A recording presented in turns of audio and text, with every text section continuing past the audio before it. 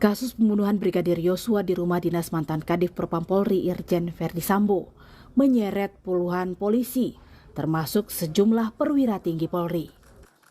Tak hanya diduga melanggar kode etik, sebagian di antaranya juga terancam melanggar pidana dan bakal diproses sesuai prosedur hukum yang berlaku. Siapapun yang terbukti terlibat di dalam suatu peristiwa pidana atau pelanggaran kode etik, itu akan ditindak sesuai dengan prosedur hukum yang berlaku. Ini komitmen Bapak Kapolri, oleh karenanya Itsus juga melakukan pemeriksaan terhadap 63 orang ya, 63 personil Polri ya. Dari 63 ini sudah dirumuskan sama Itsus, 36 diantara sebagai terperiksa. Dan juga ditempatkan di tempat khusus. Ini nanti juga bekerja secara paralel Itsus dengan penyidikan. Nanti akan memilah-milah apabila terbukti pelanggaran kode etiknya, segera disidangkan dalam proses sidang KKIP. Apabila terbukti proses pidananya, nanti dari Itsus melimpahkan kasus ini ke penyidik. 36 polisi terduga pelanggar, termasuk sejumlah perwira tinggi Polri, serta 4 perwira menengah Polda Metro Jaya, kini ditempatkan khusus dan dikurung di Biro Provos Mabes Polri, Bareskrim, dan Makobrimob. Tim Inspektorat Khusus Polri menyebut sejumlah polisi diduga terlibat upaya merusak, menghilangkan dan menyimpan barang bukti terkait peristiwa pembunuhan Brigadir Yosua untuk menutupi perbuatan Irjen Verdi Sambo. Sebelumnya kepada Komnas HAM, Irjen Verdi Sambo mengakui bahwa ia sengaja merusak tempat kejadian perkara untuk mengaburkan hasil olah TKP awal. Paling pokok itu ada dua hal yang diakuinya. Pertama bahwa dia yang merencanakan pembunuhan terhadap Joshua dengan alasan yang pribadi tadi itu yang tapi kemudian diubah. Semula kan dia katakan itu di Duren 3. Sekarang dia bilang itu terjadi di Magelang. Nah, yang kedua pengakuan dia bahwa soal obstruction of justice itu dia yang mengatur semuanya. Itu diakui dan dia katakan bahwa dialah yang bertanggung jawab dan siap menghadapi itu semua di pengadilan. Kedua, soal langkah-langkah obstruction of justice itu bisa jadi bagian untuk pembenahan internal Polri yang mungkin akan masukkan di dalam rekomendasi kami ini. Karena kami kan nanti hasil akhirnya adalah rekomendasi. Komisi Kepolisian Nasional Kompolnas pun mendorong Polri untuk membongkar tuntas dugaan pelanggaran yang dilakukan internal polisi dalam kasus ini. Terlebih, diantaranya ada sejumlah polisi yang sempat tergabung dalam Satgasus Polri yang terakhir dipimpin Irjen Sambo sebelum dibubarkan setelah kasus pembunuhan Brigadir Yosua ini terkuak.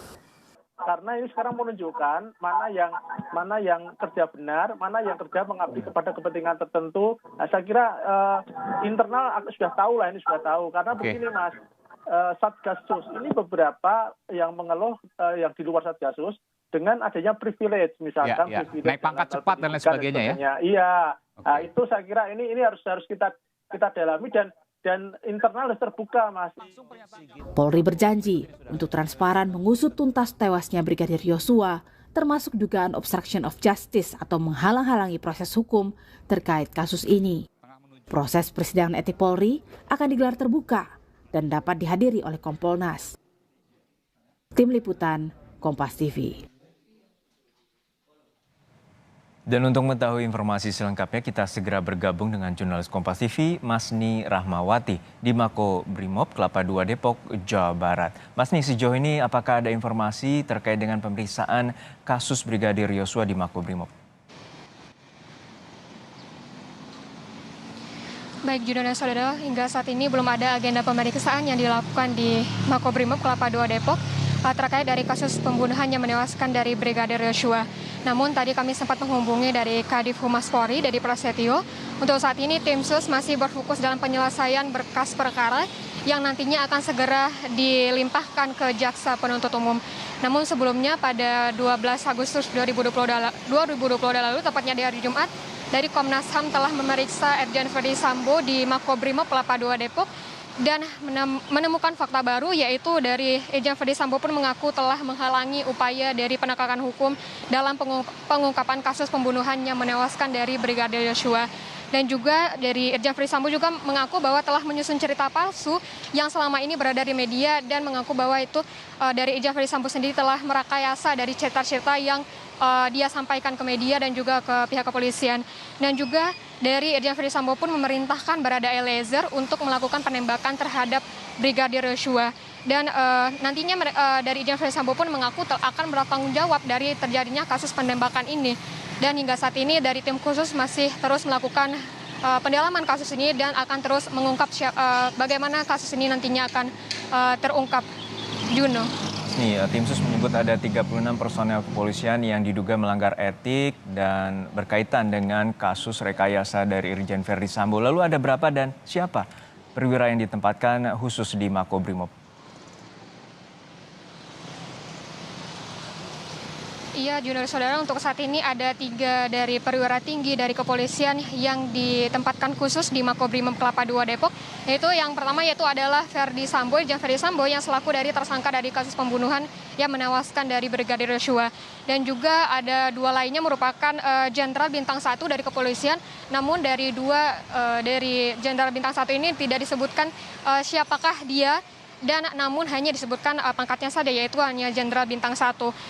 Namun sebelumnya dari pihak dari Inspektorat Khusus telah memeriksa dari 63 perwira polisi dan dari 36-nya diduga melanggar kode etik dalam proses pengungkapan kasus pembunuhan yang menewaskan Brigadir Yosua. Dan juga diantaranya dari 36 tersebut diantaranya merupakan ada yang tergabung dari Satgasus yang dipimpin oleh Ferdisambo selama dia menjabat menjadi di Kadif Propam Polri. Dan juga untuk saat ini dari Komisioner Kompolnas Dedi Albertus Wahyu Rudanto itu berharap nantinya dari tim sus ini dapat mendalami apakah dari 36 dari perwira polisi ini murni melakukan pelanggaran kode etik atau juga melakukan pidana dalam pengungkapan kasus pembunuhan yang menewaskan dari Brigadir Yosua ini. Namun hingga saat ini tim sus yang melakukan penanganan dari kasus ini masih berfokus dan pada penyelesaian kasus yang menewaskan dari Brigadir Yosua. Namun sejalan dengan itu dari tim sus juga tetap melakukan pemeriksaan dan juga tetap melakukan pendalaman dari 36 perwira polisi yang diduga melanggar kode etik pada pengungkapan kasus pengungkapan kasus pembunuhan yang menewaskan dari Brigadir Yosua. Baik, terima kasih rekan Masni Rahmawati atas laporan lengkap Anda dari Makobrimob Kelapa II Depok, Jawa Barat.